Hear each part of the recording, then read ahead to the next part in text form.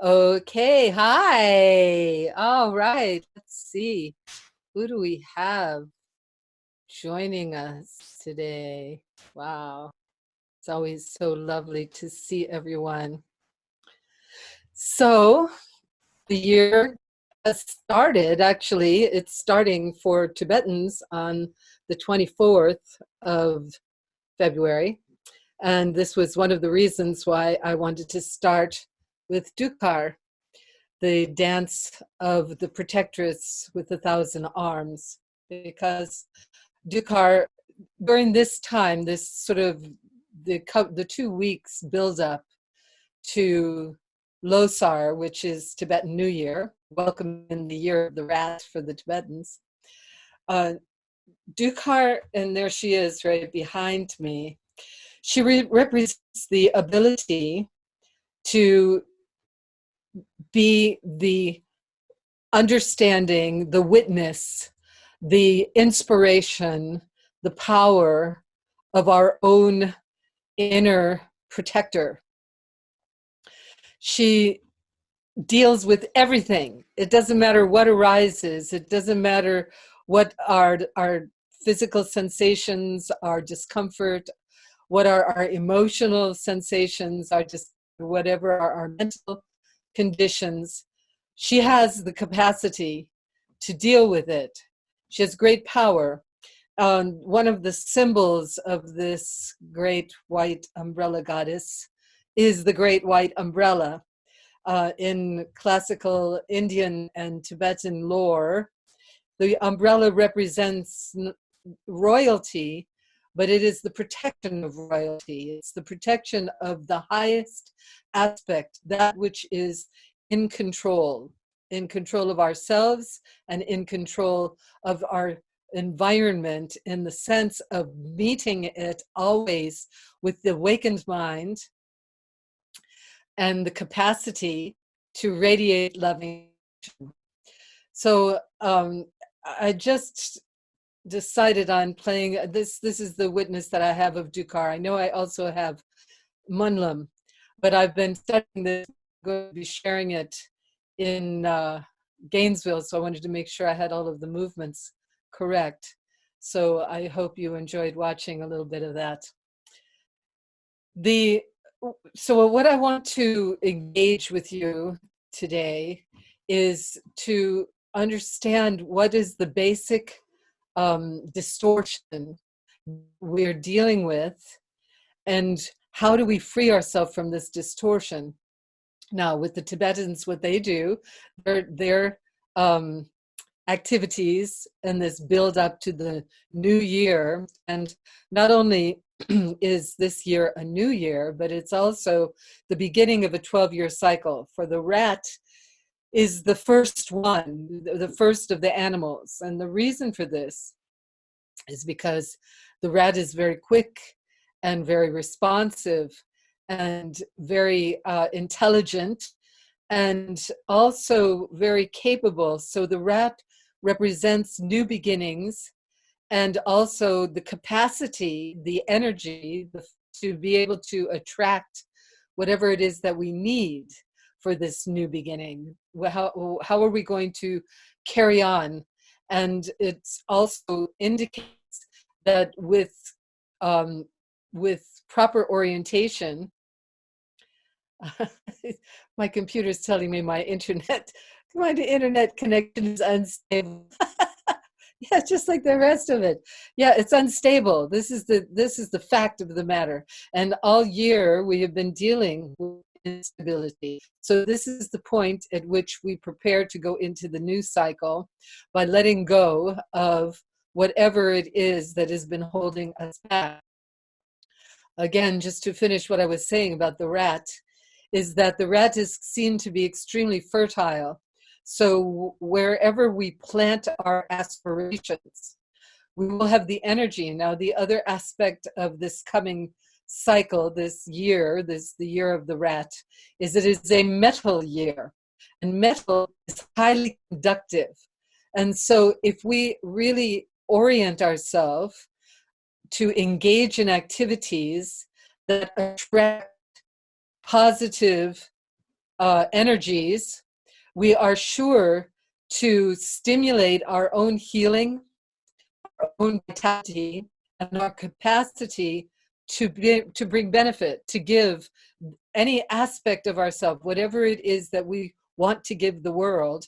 This is a good time for us to let go of whatever holds us back and to move forward into this wonderful time of the new beginning of the rat.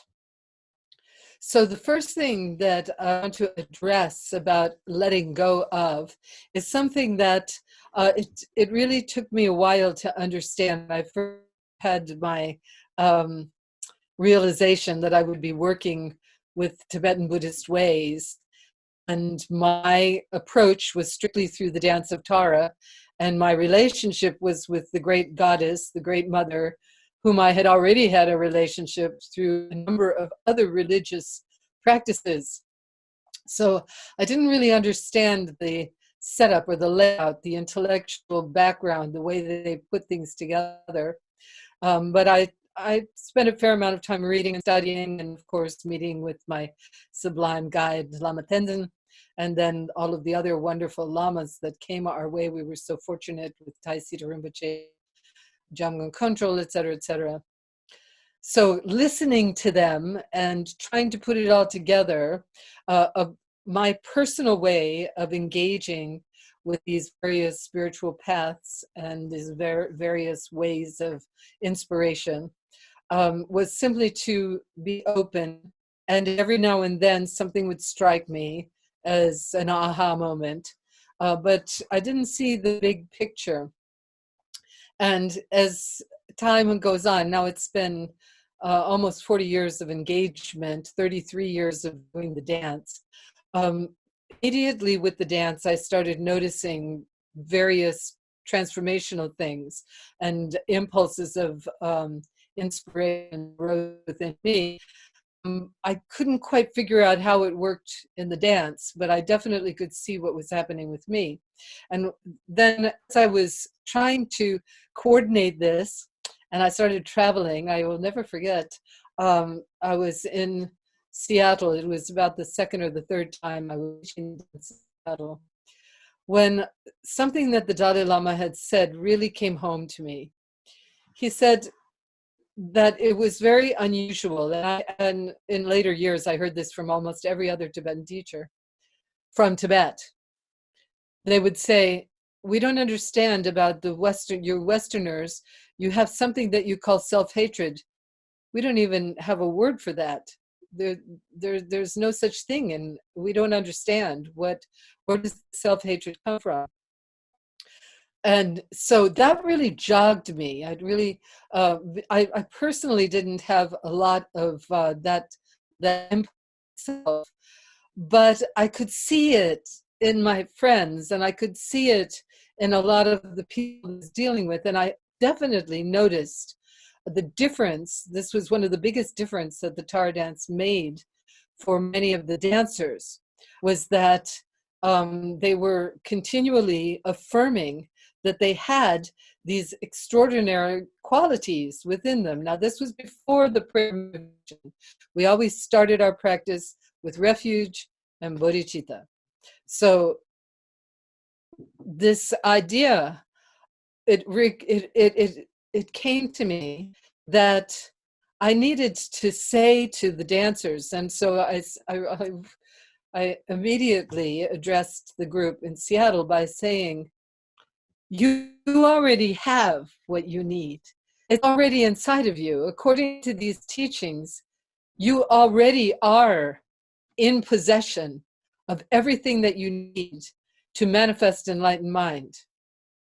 You are, and as soon as I would say that, and I would say, nobody could take your place. You are exceptional in the position that you hold in the great infinite scheme of things. And because of that, it's essential that you know who you are. It's essential that you respect who you are and that you cultivate your most sublime potential. Well, when I started saying this, I noticed, looking out at the group, and I think I had about maybe 35, 40 dancers that time. I would actually see this sort of light go on around their head. Um, it was quite remarkable. And I would see immediately they would straighten back and they would lift up their head, and there was this sense of nobility about everyone.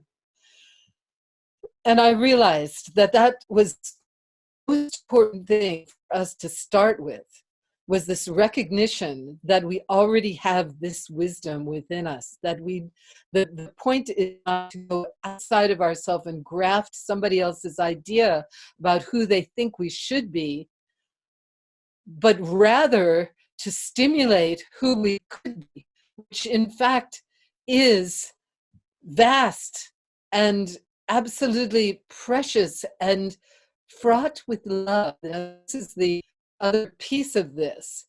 One of the pieces I was working with today, called The Practice of Love, somebody named John Wellwood, whom I've never heard of this person before, but this little article was printed in Lion's Roar, which I subscribe to. And what he was saying, he immediately brought forth this thing from that His Holiness said, why self-hatred? Where did this come from? So in my own, of course, reading for what he had to say, from the Tibetans, it's a curiosity, but from us, it's really quite clear. When in our culture, children are taught that they are flawed and that they need, without discipline and without an imposition of strong view, that we will always be flawed, and we are encouraged not to manifest whatever our inner impulses, or not to try to even understand them, but to be judged by them and to constantly come up lacking. Now, part of this is religious. Part of this is, the idea that you're born in sin, and that without the intervention of the church and without the intervention of an external force, that you'll never be able to go to heaven. You'll never be able to escape the suffering that's available to us here on this planet, quite obvious available. And we are also promised eternal suffering if we don't get it right. And that basically without outside intervention, we can never get it right. So these are two really big psychological contrasts. Of course, there's this sense of, I can't do this. I can't do this. We find it all over our culture that people have, they're preached at, told that they are not good enough, and that because they're not good enough, if they don't do this and that, they're going to hell. And so they become really neurotic about this. They're interested, they have impulses, they have needs, but they have to deny these, and they have to suppress them. They can't understand them. So what this article is putting most beautifully is that we need to just simply, because this individual, his solution, he says his solution is meditation. Now, what does he mean by that? Because I have questions all the time. People say, well, what is the purpose of meditation? Don't understand it. I'm just sitting there, and, I get distracted, and then I get called back, and then I get distracted, and then I get called back. So what is the purpose of this? How do I work with this to make it of value? How do I value it? And so as I read through what he was talking about, I realized the value is in being willing to look at what's arising within us and not identify with it, to recognize that it is an impulse that arises for whatever reason. And yes, we can find out what the reason is, but the most important thing is that we must not identify with it. So in other words, when we're dancing, I will also often point out, especially on the Saturday, when we first put the mandala together and we're stepping on each other and we're getting lost and we're getting distracted, and the judgmental mind kicks in. So the judgmental mind does two things. It looks at ourselves and goes, you'll never get this. You're so sloppy. You can't pay attention. You know, the whole litany of what's wrong with us comes up. And then the other piece of it is we look around and we want to blame it on the people that we're with. Well, the instruction is not very good. And, you know, the words are not very clear. And in front of they're doing, and this, you know, or the person behind me keeps telling me what to do and it irritates me. All of these feelings are being generated during our activity, but because we are focused on Tara, because our focus is on invoking this aspect of awakened mind, personifying it as this loving, tender, precious, full of mercy and compassion mother, allowing her to look at us, to see who we are in all of our impulses, and remind us that this is simply an experience that's arising. It is not, we need not, in fact, identify with it. Because if we identify with it, then we shape a whole arrangement, a whole persona around distortion, which is what some people call ego. I'm always a little nervous about that title because ego, we do this with our positive things as well as negative things. And so it's not really something we want to go to war with. It's something that we want to understand the way it functions and also understand what can we do in order to have control over what we radiate and also what we take in. Now, there was a beautiful quote that I just really love. It says, it all has to do with us getting in touch with the heart. So, you know, for all of you there, I invite you to just put your hands in your heart. Yeah? Just put your hands on your heart, okay? And close your eyes and think about something that made you really happy today. Something that really, you know, just delighted you. For instance, I had to get up early in the morning to go to the bathroom, and I was so happy when I got back into my warm bed. It was really wonderful. And now imagine yourself with this precious moment of enjoyment, or maybe you kissed your sweetheart, or maybe it was looking at some flowers, or maybe you watched a good movie last night. Just really get into the pleasure, the feeling of pleasure.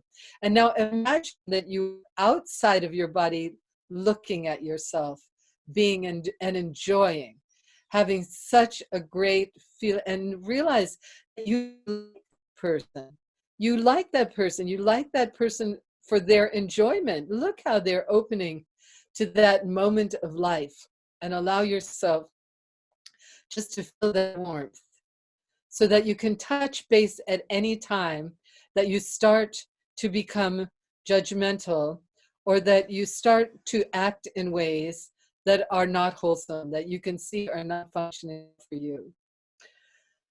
Okay, deep breath. Yeah, deep breath. So this person in this article, it says,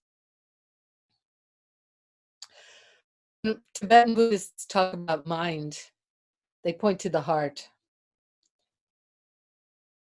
because it's not the thinking mind they're talking about, but what we call big mind. The big mind is a direct knowing of reality that is basically open and friendly towards what is. This is the central feature of human consciousness. Now, this is really important for us to think about and to understand. First of all, this particular statement, this whole concept is coming through from a long line beings who have engaged in various practices, who, like Shakyamuni Buddha, invested their entire life on human consciousness and coming up with the kinds of conclusions that enabled them to be a gift to themselves and the world. So this particular statement comes right at the heart. It's right at the heart of what is being expressed, is that ultimately this heart connection that we have with ourself and with the world, that is limitless, and that its basic nature, we cannot really describe it, but the thing that comes closest to it is the word that we use, love. That is our essential nature. And very often the teachers will describe this as our basic goodness. That was Trungpa's way of alerting us to look at human consciousness and recognize that underneath it all is this basic goodness. The basic goodness is the understanding that we are all interconnected. All of us are interconnected, that there isn't any part of this infinite arising and falling universe, this vast, wondrous, open-hearted awareness that is not, we are completely connected. And because of that, our automatic relationship to it is one of nurturance, is one of bringing it into a state of joy, which is its capacity. When we are fully interconnected with all that exists, the state of experience, the only way that is consistent in a description of the experience is pure joy. That emptiness, as they put it, or ultimate mind, is inseparable from pure joy. And therefore, it is also inseparable from pure love. Now, there were just so many adorable quotes in this article, so I hope you will forgive me for going in and out of connecting with it. Because he says, it's the heart. We know this when we look at someone who is suffering and we say to ourselves, my heart goes out. My heart goes out. So what we're saying here is my interconnectedness allows me to feel, compassion means to be passionately with another, meaning fully connected, part of myself. And the other one is we also bring it in. So I took them into my heart. So again, it was like I take this in, I send it out, I take it in, but it has to do with my infinite openness and my recognition of the unity, the connectedness. Now I'm putting words, but the words are not the thing, but the experience is something that we all have. We all have, unless we start to close down the door to our heart and say, no, I am this is mine, and that's a threat, and therefore I need to discipline it, push it away, or run away from it, but I cannot integrate it into who I am. So part of the reason that meditation is so helpful is because when we just sit and look at the mind and keep just looking at the mind is going to, it's going to show us all its different rays, whatever it's obsessed with, whatever it's preoccupied with. If we do not judge ourselves or the event, if we simply stay as a witness, it starts to unravel its nature. Now, at first, the first set of unravelings are pretty uncomfortable, because we realize, well, this is going on. What's going on? What is actually happening here? What is my part in it? Because nothing happens, nothing happens separate from me, then what's really going on? What's going on? As we keep pushing into that, we discover underneath our anger or our grasping or our depression, that underneath this is a great fear of not being good enough, a great fear of, if I am to be who I am, I'm not good enough. So we distort our impulse. We push it away. We try to be something else. And by doing that, we lock up the heart. So whenever we see this behavior in anyone else, instantly it stimulates this sense of deep insecurity inside of ourselves. Now, if we have this sense of hands on our heart, if we have this sense of, but behind all of this is tenderness, is loving kindness, is the wish to connect, is the wish to bring benefit and to bring blessing. That's our real wish behind all of this. Simply watching it, the intensity and the wall dissolves, because the essence of who we are, the metaphor that they use, that's very, very common, is our essential nature is pure, it's clear, it's like the sky, clear. When a cloud arises in the sky, it doesn't taint the sky. It simply appears in the sky and it disappears. But the sky itself remains open, infinite, accommodating. This is a metaphor for our own awareness, our own consciousness. So anyway, there's a lot more that he's talking about. I just love his heart more than anything is not letting ourselves have our own experience, but instead judging it, criticizing it, or trying to make it different from what it is. So that's one aspect of it. But then the other piece that, of course, people always ask me, now, once we get into, we understand, we can relate to our own loving ourselves, really loving who we are. Because once we touch into that, we discover this infinite capacity to love.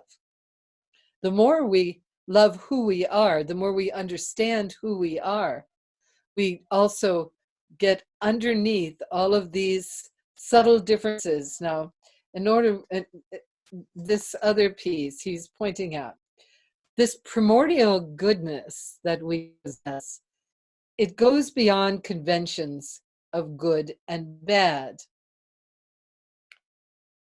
It's deeper than conditioned personality and behavior. All the evil, destructive behavior that goes on in our world is the result of people failing to recognize the fundamental wholesomeness of their essential nature. This is so important for us to understand. First of all, we're seeking to understand the wholesomeness of our own essential nature. Then once we do that, once we have the capacity to do that, then we can extend this to others. Now, the person who's writing this, excuse me, before I stop.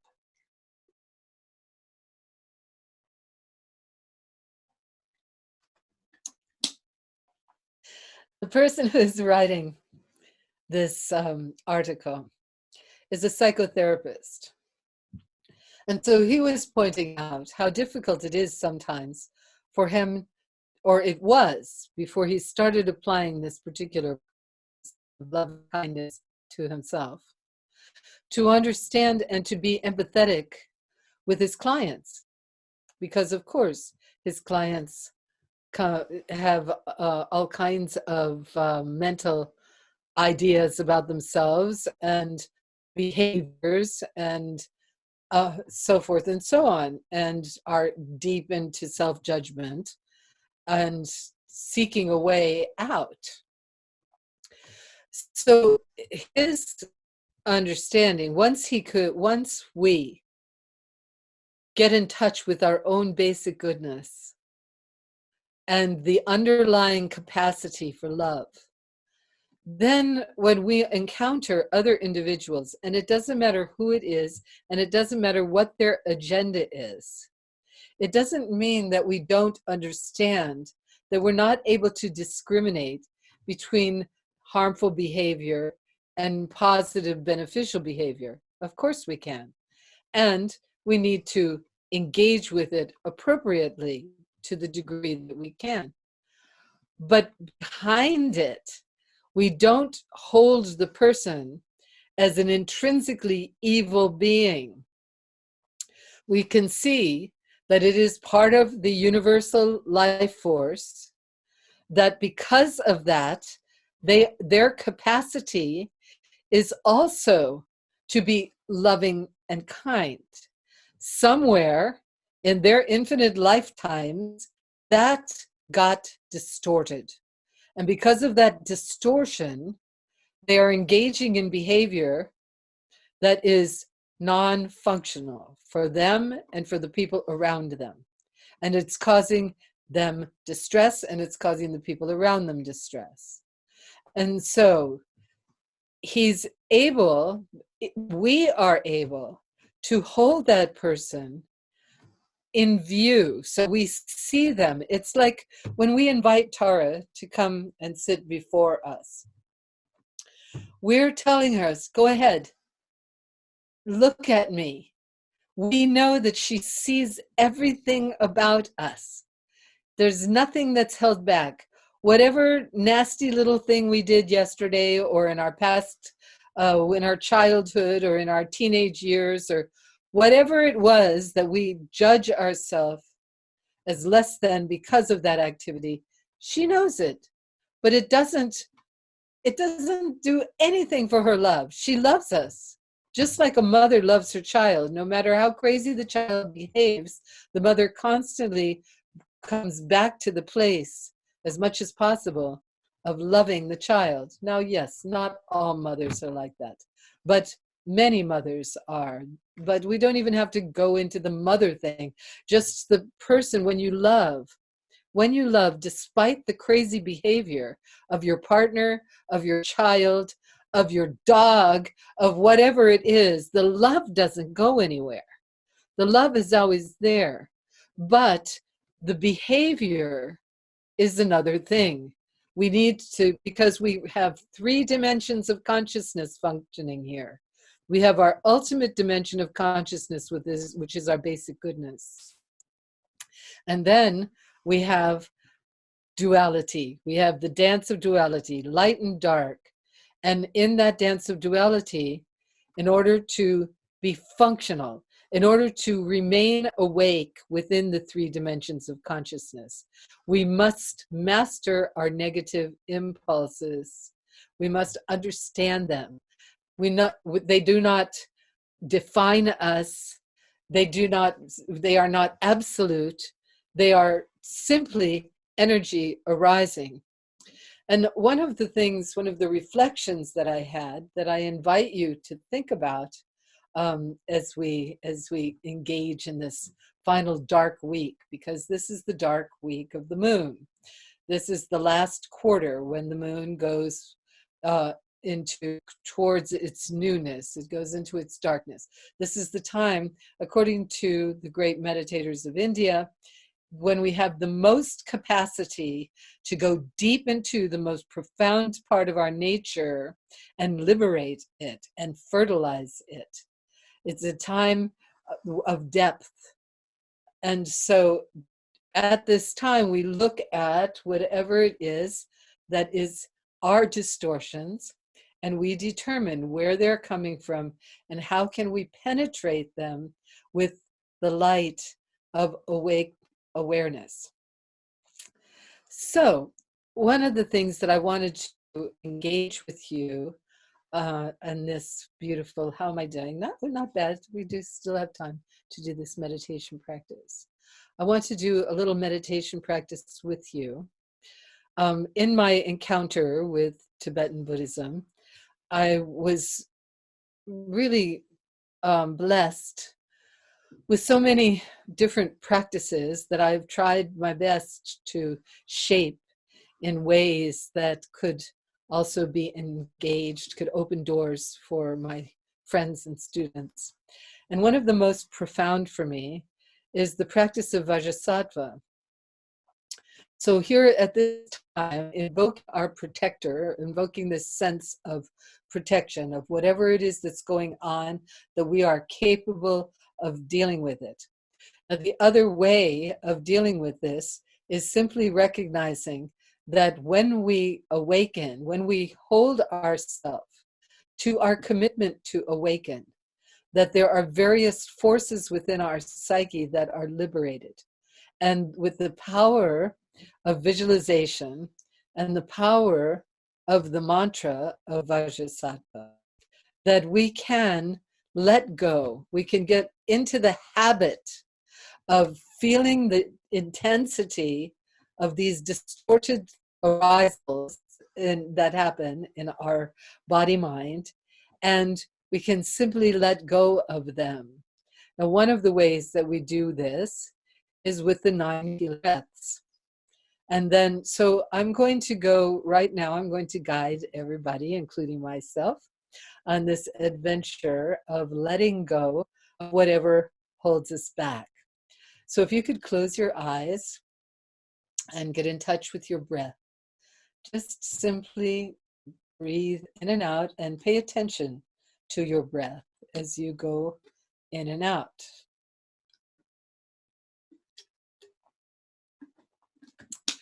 Now, with the next inhale, imagine radiant light pouring into you. And with the exhale, you're letting go of any physical tension.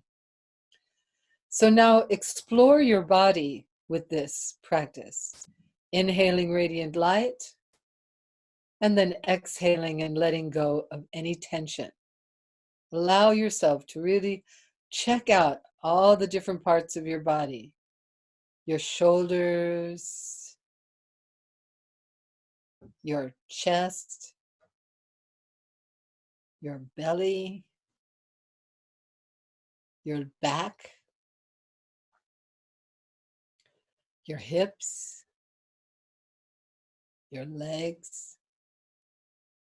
Inhaling radiant light, exhaling, letting go.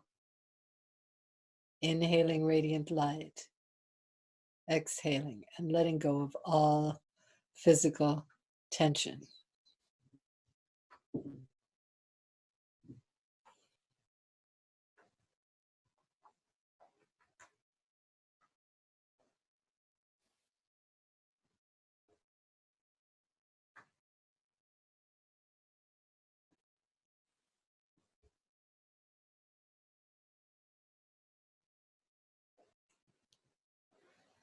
Now, inhaling radiant light, let go of any emotional tension. Don't try to think about what kind of emotional tension you have.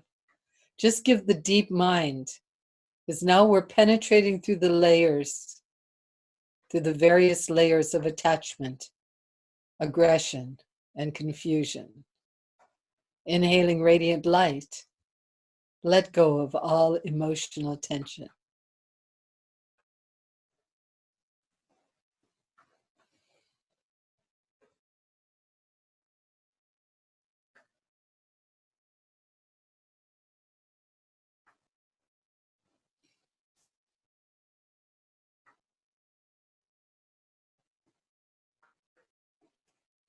And now give the deep mind the command, let go of mental tension. Inhaling radiant light. Let go of all mental tension.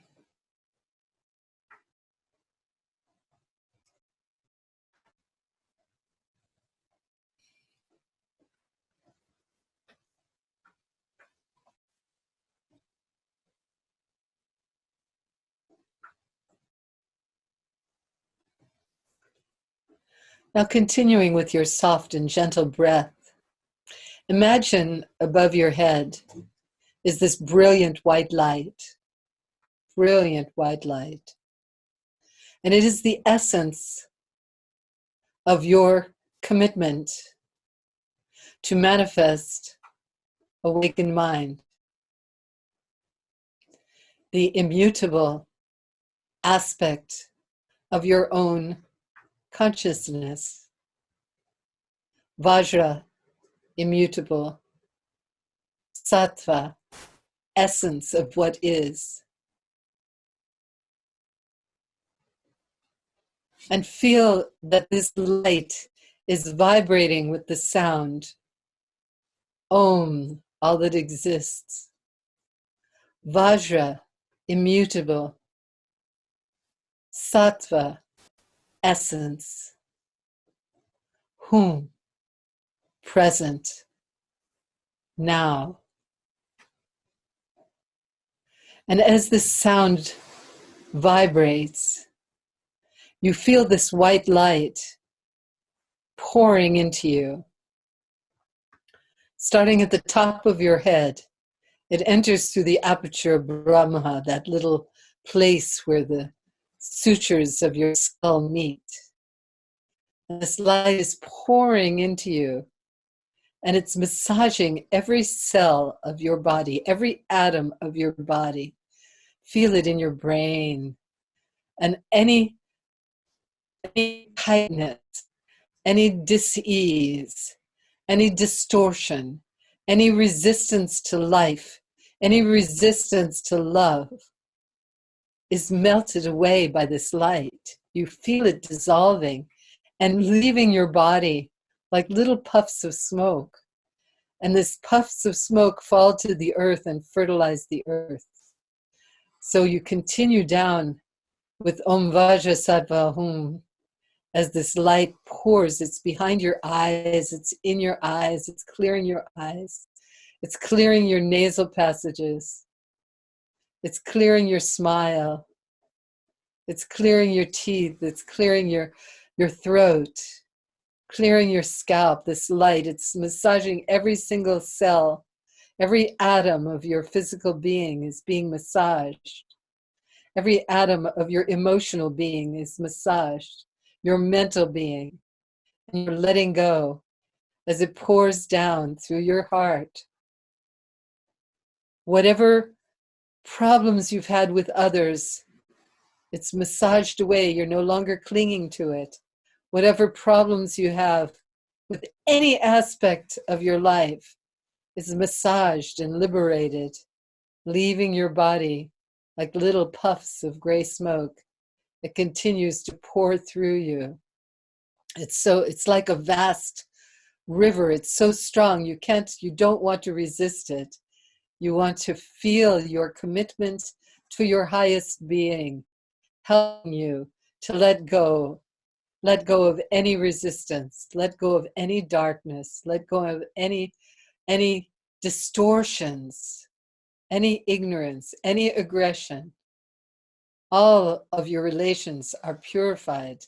You feel yourself letting go deeper and deeper and deeper until you feel that you yourself are trembling, every atom trembling with light, trembling and letting go.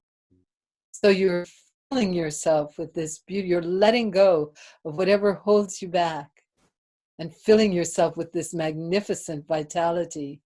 You feel yourself radiating. Now the light becomes so vast inside you that it's pouring out of you. And if there's anybody in the room with you, it's blessing them. Feel it filling the space.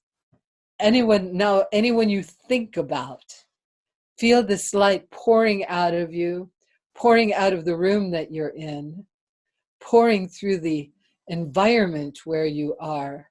If it's a town or a country house or wherever it is, a city, you feel this light so vast pouring through you.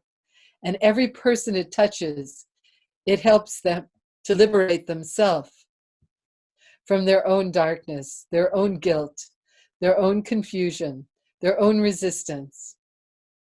The light continues to pour out of you and through the town or the area where you are, until it becomes so vast that it's filling the countryside around you, so that the area, if it's an island, the whole island is filled. If it's a continent, the whole continent is blessed. Every being this light touches, it liberates them. Om Vajrasattva. Every being is awakened and stimulated by this beautiful light. Om Vajrasattva. And it continues out until it embraces every being in our world. Everyone, let go. Everyone prepared to meet the moment in radiance. And you address this light above you and ask, is it complete? Am I purified? Am I open? Am I aware? And you are assured of every moment. It is your choice to let go deeper, to open wider, and to bless the world with your presence. Now, very gently, open your eyes. And here we are, present and aware. So that was fun. Of course, as usual, I've barely touched into all the notes that I've taken, but I am happy to have shared this with you, and I encourage you to cultivate this unconditional love that is the essence of who you are. And if you have any questions about anything, please, this is the moment. Josh, if you could liberate, yes, I see. If you can liberate and tell me, I can't see, for some reason, I can't see everybody. Oh, there it is. Okay, now everybody has appeared. Great, wonderful. Okay, any questions about anything that I have that you would like me to talk about? Anything you would particularly like me to talk about right now? Liliha, okay.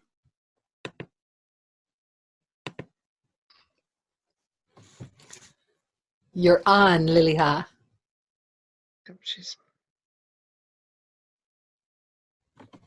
Yep, I unmuted you. Oops, you got muted again. Okay. I'll unmute you.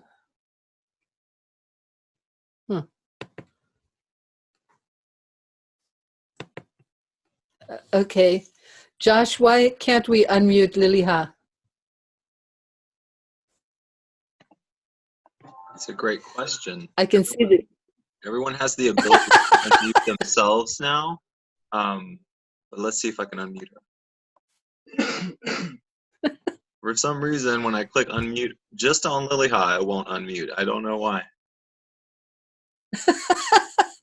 I see. Okay. That is strange. Liliha, if you want, you can try to unmute yourself. How's that? Yeah, we got you. Hello? Okay. Yep. Hi. Well, this is a really silly question. Hi. And I want to ask Max, my suppressed histories person, also. My brother and I watch a lot of shows, science shows about extraterrestrials. And when you talk about going deeper and expanding, so much of the stuff we watch, and we look at these beautiful pictures of the universe, and then they even talk about other universes, and it's so there in the Tara. Tara came to us from another world system. I find that all of this really, it's like it's just blown it even farther or deeper or more open. Do you look at any of this, or do you ever think about the other worlds the aliens and whatnot? Well, I may think about them, but my preoccupation is what to do with the aliens among us. Oh, So, well, I guess I find it hopeful because I think if sometimes I I really see that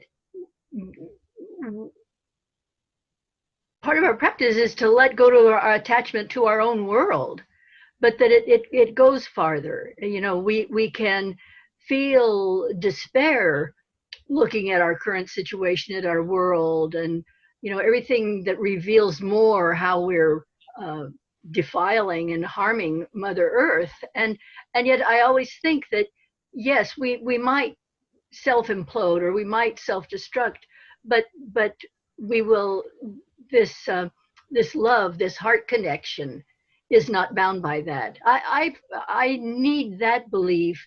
I'm very isolated, so where I live, and it's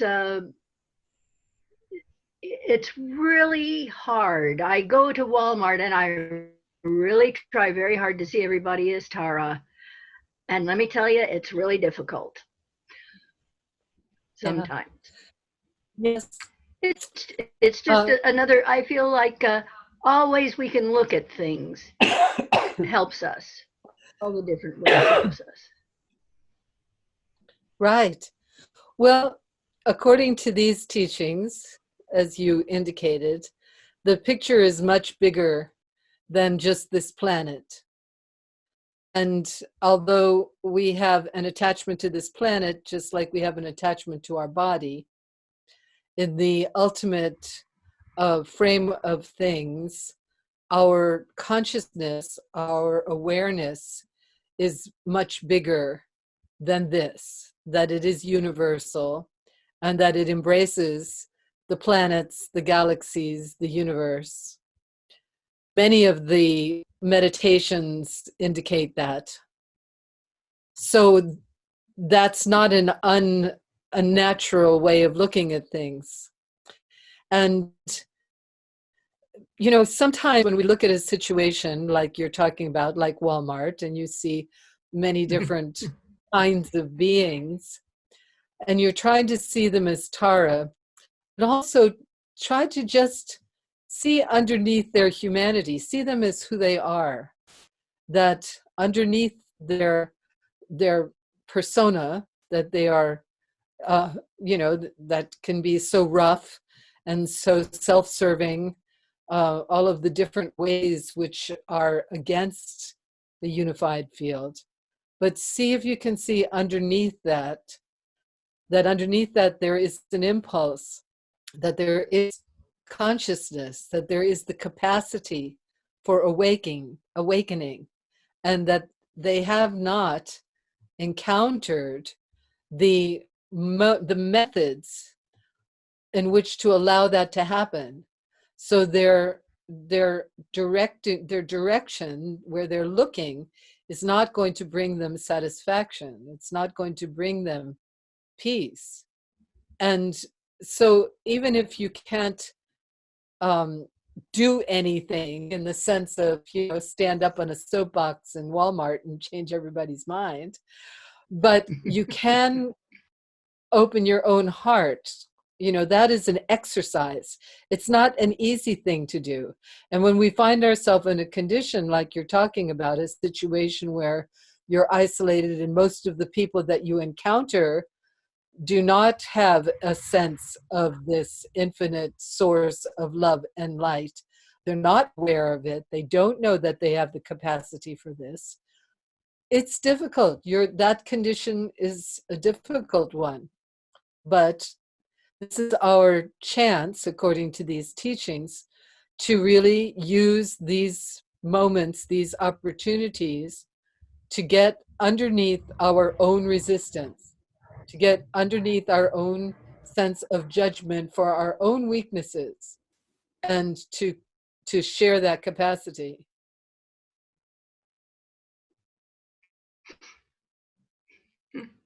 Yep. Yeah, not easy. Not easy. Not easy. Thank you. But definitely I do think about you there, and I know that aspect of your life is difficult. Fortunately, it's also wonderful that you have this space and time to engage in the things that bring you joy. So there's that side of it as well, isn't Oh, it? yeah, absolutely. Yeah. Yeah.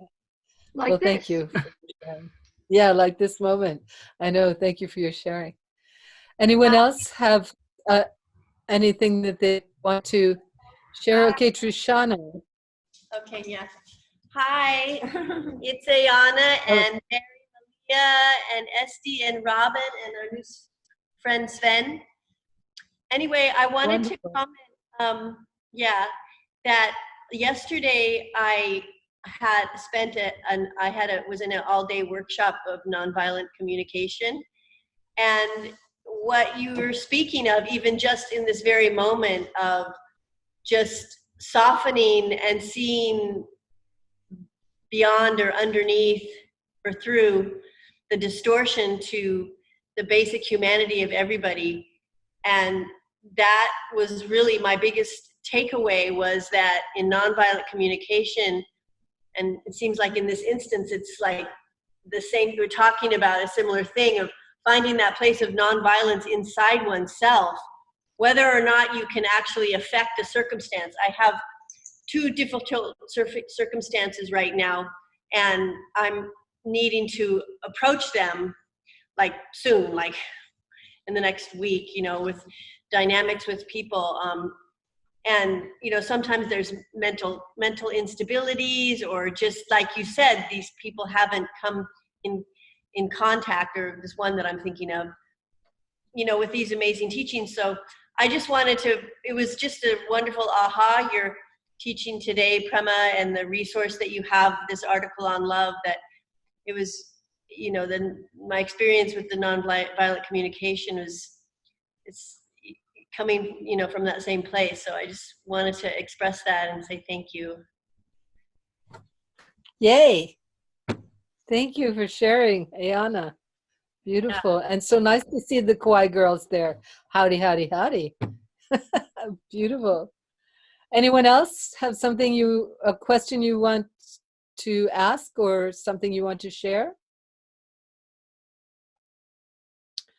Okay, well then I'm going to go on to another little area, which is our news thing, and I have a nice surprise for you all. Let me see if I can find. Prema, Malia wants to share something. Okay. So Prema, my question has to do, when you're speaking of unconditional love, there are issues that we have these feelings, and how to relate challenging feelings both within ourselves and in others, and talk about in a positive way unconditional love, and what is how to address ourselves about what this unconditional love thing is about when we're having to deal with a whole lot of negative feelings. Right. Well, according to these things, the first thing to do is to acknowledge that we have them, and to also acknowledge that they do not define us, that they are not our essential nature. They are arising because of certain stimuli. And then we need to ask ourselves,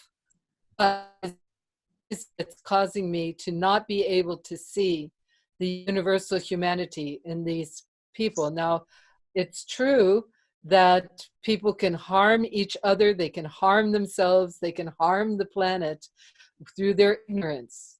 Absolutely correct. And these things are as much a part of nature as the volcano harming the environment. We can say it's harm, but actually it's a natural expression of the planet's behavior, the planet's aspect. So you can just see this as whatever is going on. This is a natural expression of feelings that are not dealt with from the basis of loving compassion. So we can hold the person in our love. We don't have to agree with them, or we don't have to support their behavior, but we don't stop loving them. The best, what I always bring up for myself whenever I get into a space like that, is I try to remember how I felt with my mother. She was dying of Alzheimer's, and she was violent.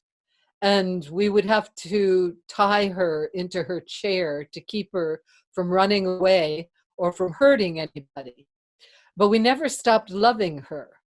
And so whenever I think about this, I think, okay, we have to deal with whatever is going on, however we can deal with it, whatever is ours to do. But that doesn't mean that we stop loving. When we tune into what love really, this is why it's really important for us to get into the space of our own joy. That's why I started the talk with feel your heart. Remember what it felt like when you really enjoyed something, when you were or enjoyed an encounter with someone or something, so that you feel that warmth in your heart. It never goes away. That never goes away. That's unconditional love. It's not about the way we behave with each other, because if our behavior is based in unconditional love, then it can take any kind of aspect, whatever our loving self tells us is the most beneficial thing that we can do in the moment that is arising. That is how we engage. Is that helpful? Yes, thank you. That's quite wonderful. I love the feeling of joy. So when you get up in the morning, you say, oh, this is going to be a beautiful day. And you don't categorize why it's going to be a beautiful day. You just wake up and smile and say, because I'm going to participate in it. Yeah. Yes, that's correct. Yes, because you love yourself. Yeah. Beautiful. Thank you, Malia. Okay, anybody else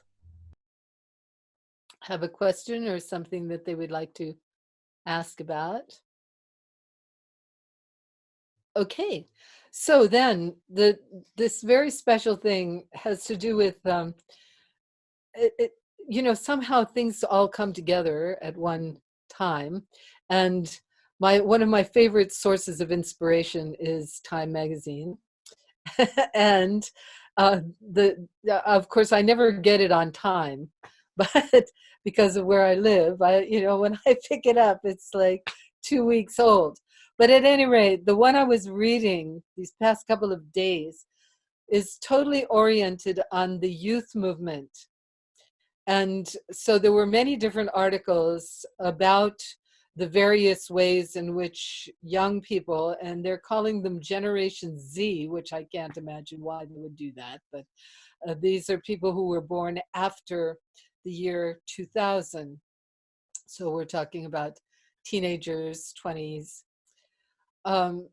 But young people are stepping out and speaking their mind. And in fact, Time made the Person of the Year, which we are very happy they changed from the Man of the Year to the Person of the Year.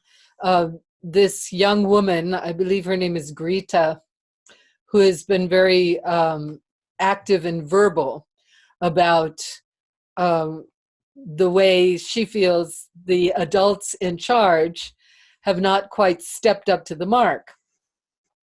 And there's a lot of this in the magazine, of young people stepping forward and coming up with solutions to all kinds of environmental conditions. That's really quite wonderful. And also trying to make this one of the most important aspects of what we're dealing with is the environment. And it reminded me of the 60s, which is when I came of age, you might say. And it was the youth, when we were young, that we made a very big difference, actually, getting out there and insisting on a change in the way women are treated, the way minorities are treated, the way blacks are treated. In general, the causes that we stood up for, we caused quite a change, quite a really stimulated change. The other aspect is, in this magazine, it pointed out 50% of the world population was born after the year 2000. 50%. So we're rapidly heading in the direction of these people being capable. At any rate, we want to do what we can to share what we know with them, and that was another aspect of the magazine. And there were two quotes that really sort of delighted me. This fellow who was head of the World Economic Forum said, "We all need to move away from a narrative of production and consumption to one of sharing and caring." And I thought, yes, this is right. Sharing and caring. All right. And then it was talking about the 36-year-old Prime Minister of Finland, and most of her cabinet and so forth, as a bunch of women's really kind of interesting. Anyway, Madeleine Albright, the Secretary of State, said democracy is not a spectator sport. And so here we are. What do we do? What do we do to share in our world, to do what we can to bring about a wholesome sharing and caring? And so two groups, two student teachers, actually three, have been working with children this past month, which is kind of interesting, and reporting to me. One is Anjali in Austin, but the other one is Stefania and Amber. Amber is in Woodstock, and Stefania is in Connecticut, and they are going to talk a little bit. I wanted them to talk a little bit about this beautiful engagement that they had with a group of children in the great Northeast. So, Josh, if you could sort of engineer that so that they could do whatever they need to do. Looks like they're So I'm unmuted. Can you hear me, Prema?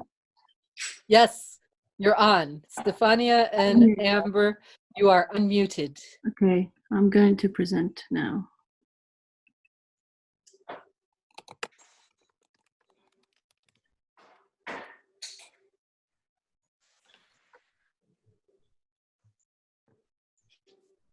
Okay, cool. So I'm just gonna like talk a little bit about what Steph and I did, and she's gonna jump in and add goodies when she has to add them, which she will. So we taught at the school where Steph works. It's called Hewitt. It's in Manhattan on the Upper East Side. And as I've told her many times, these are the future Ivanka Trumps. So I think it's just as important for us to teach privileged children as underprivileged children. So it was a great honor to be able to come in and share this with them. Just as an aside, we had brought in Lama Sonam last year, and he taught the mudras, and they were super into it. So we thought we had a really captive audience with these girls and wanted to kind of beta test this. And then a cool thing is we had 40 girls, 10-year-olds, and they were from different classes. And so they kind of piggybacked a little French and Spanish on top of this, just to like layer in some other cultural stuff. So we loved that they were taking our idea and building on it. That made us think that it would be successful. So the first thing Steph did was she brought them this beautiful outline of Tara and told them they could color it in. And she gave them a little introduction. They learned about, another star system and wisdom, Princess Wisdom Moon, how she decided to become just a female Buddha. Mm-hmm. And so there were many questions and fascinating concepts that were raised, and Steph took notes on this.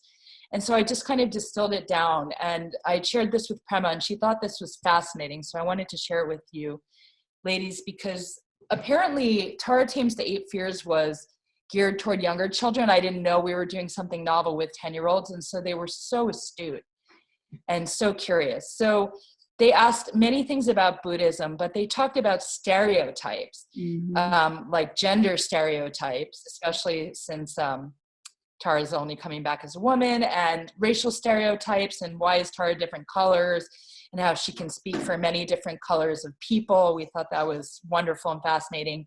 Generosity, sexism, nobility, gender inequality, art, many questions about art. They were fascinated by the aesthetic of Tara, and we hope that this will grow into more cool stuff that they'll be able to do with their other teachers. So yeah, can we go to the next slide, Steph?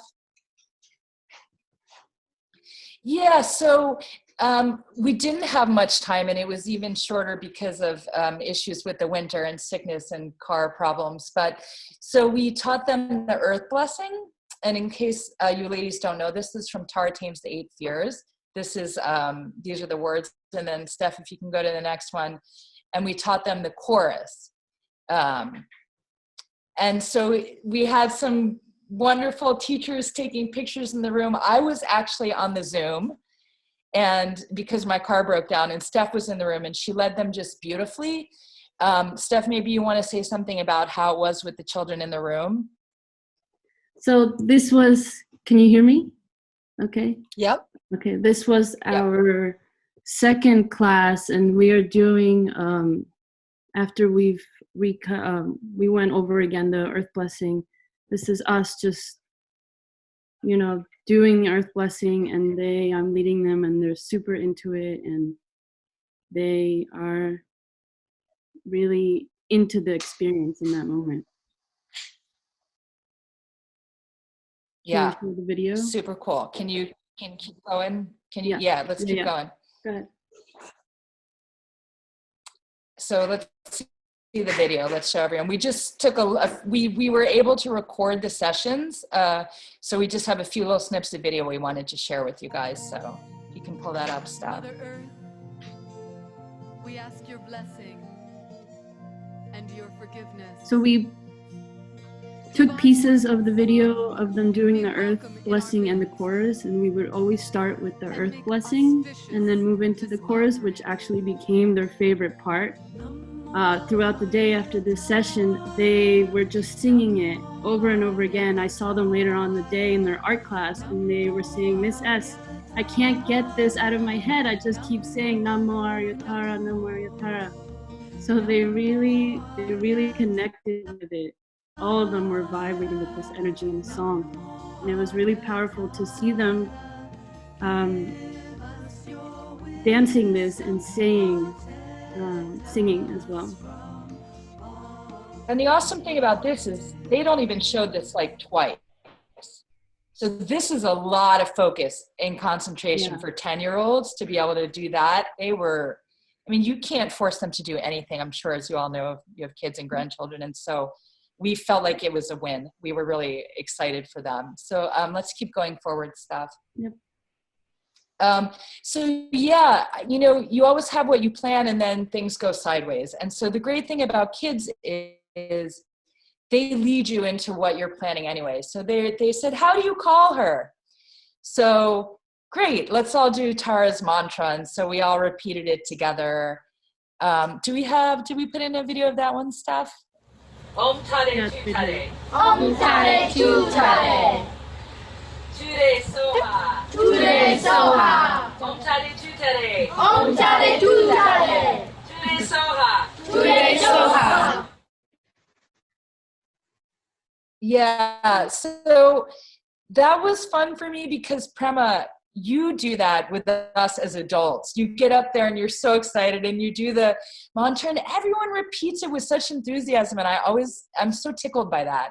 So it was really fun and exciting to lead the kids to that. I knew they would really stand and deliver, and they did.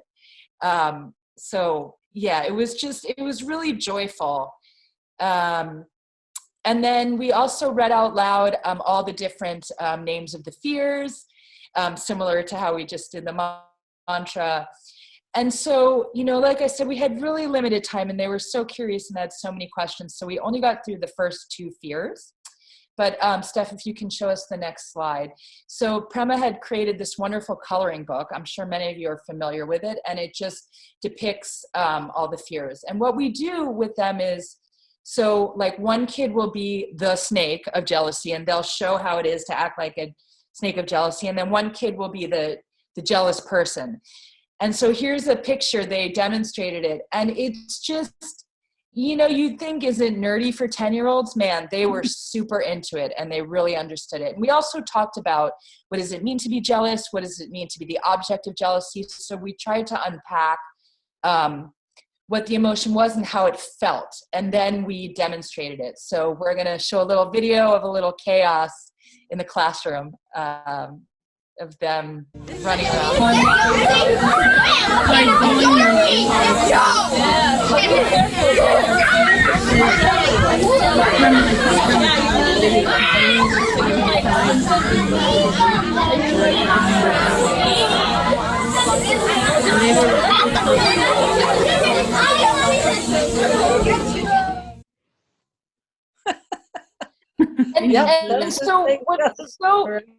And what just tickles me about this is it looks like utter chaos, but when you really look at them, they're actually doing it.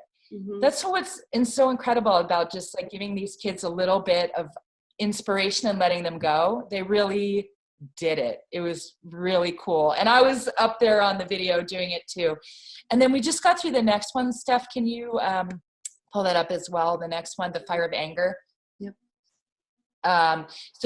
So again, in this case, we have the person who's the fire, and then there's the angry person. And so the way we sort of ran this is half the class was like the person, half was the fire, and then we swapped. So everyone got a chance to do both. So Steph, if you can just pop up that little bit of chaos. There's some pictures. Yeah, some great pictures. They're super into it. Some of the children are French and Spanish. They're translating as well. Jealousy, French, anger. I feel like they're talking about it. And it's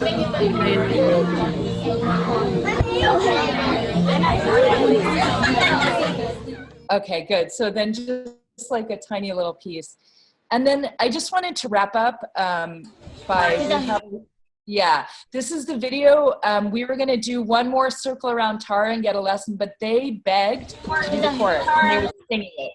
So here they are, taking us out.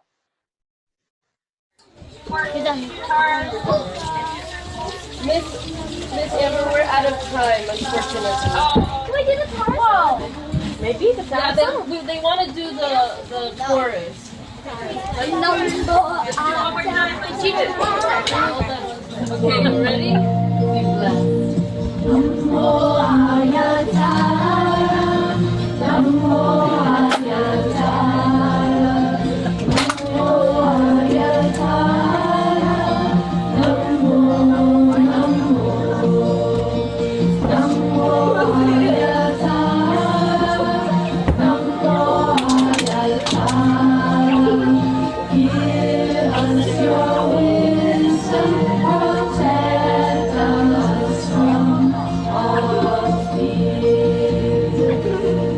That's it.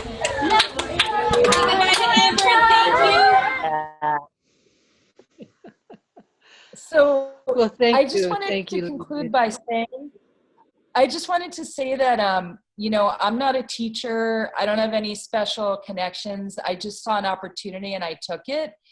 And I really want to encourage all of you. I'm sure you have opportunities and connections that you're not thinking about and ways to plant little seeds in little minds. So if this can serve as any inspiration, we can offer materials and curriculum and in any way that we can encourage it. So thanks for listening, you guys. It was really fun. Well, thank you, Amber and Stefania. I love the idea of the children asking questions about gender and about race and things I never would imagined. But of course, this is the point. This is what's current. And we made some steps forward in the 60s, sure, and we've been making steps forward, and here's the generation that's going to carry on through.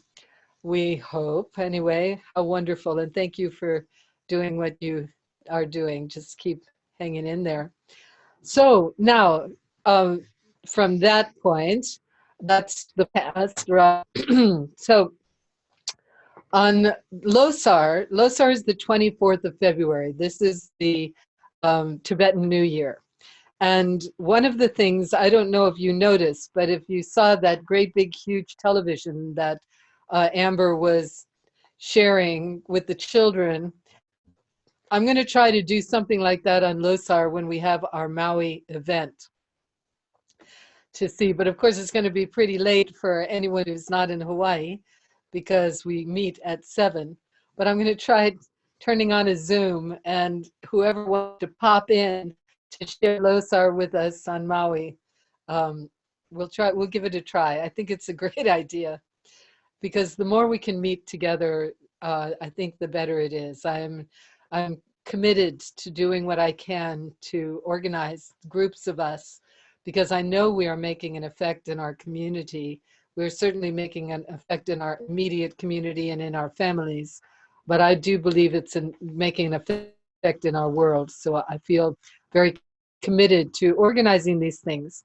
So on March 7th and 8th, we'll be working with Red Tara and Calling Tara from the Heart and Point Reyes. And I'm very happy to hear that we have a nice circle developing there. Am I correct, Lori? That things are just working out well? Yeah, it's really lovely. So I'm delighted about that. And I think there's still room for others. And if you want to just fly into California, Lori can help you find a place to stay, whether it's with a local person or in a reasonably priced motel to be able to be with us, because that's wonderful. And then I understand the ladies in Gainesville, for those of you who have been involved in the Dances of Universal Peace, this is a very strong Dances of Universal Peace community. And I'm going to be connecting with friends. One of them is a childhood friend, Lindy Berman. I'll be staying with her. And the other one is a friend that we did Sufi dancing in India. That's where I encountered Sufi dancing in the 70s in India. And so she's been holding a circle in Gainesville. So that's going to be a very unique group. And I will also be working with Dukar. They especially requested Dukar. And then off to Brasilia to be with my beloved Miriangela. I am so happy about that. And she has a number of different things organized. But there were 2 things I was going to ask Miri. Do you want to talk a little bit about Ecuador and about the retreat?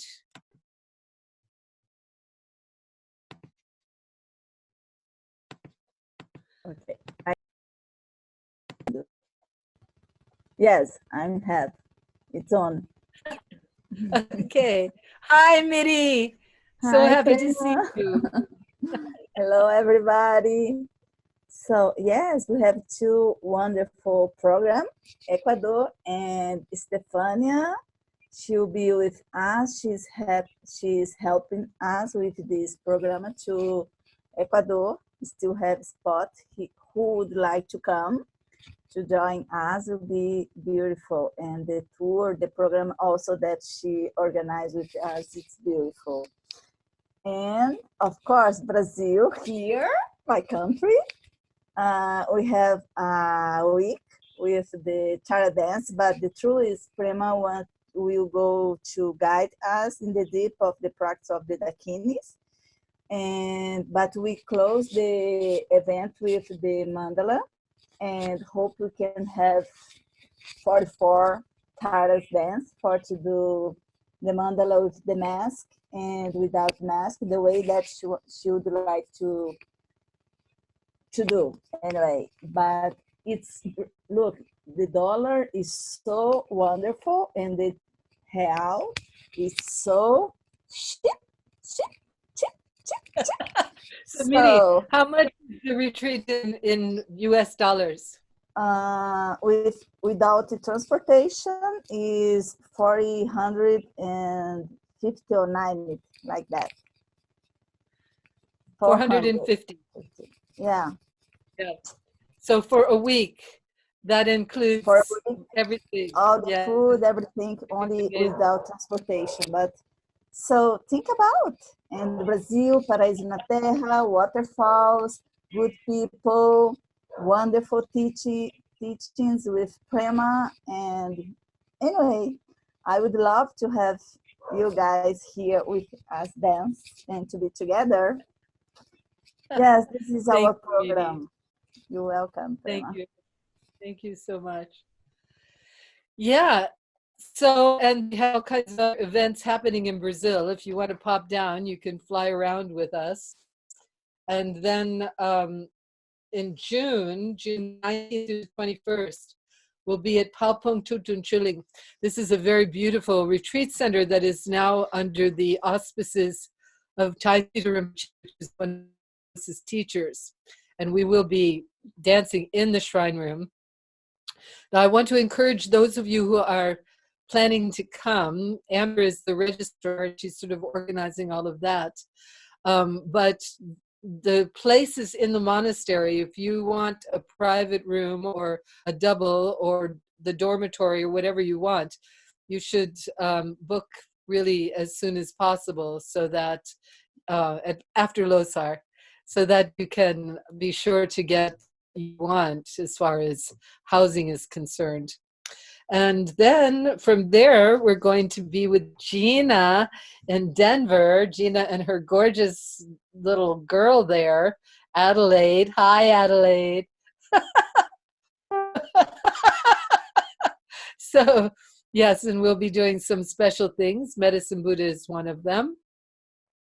And then, of course, I also want to encourage you to come to the dance with Tsultrim that we're going to dance for her in Colorado. I realize that the residencies are a little bit expensive, but it's such an amazing place. And she's a pioneer when it comes to women's spirituality. She was one of the first Western women to become a Tibetan nun, and then to leave, to give back her vows and get married and have children. So she has vast experience with Tibetan Buddhist practice and living as a Western woman. She's really very, very honored that she would invite us to dance for her. And we are going to offer it to the local community as a fundraiser. And we're going to dance. You'll have the option to dance with the mask or without. So I do hope that you will join us for that.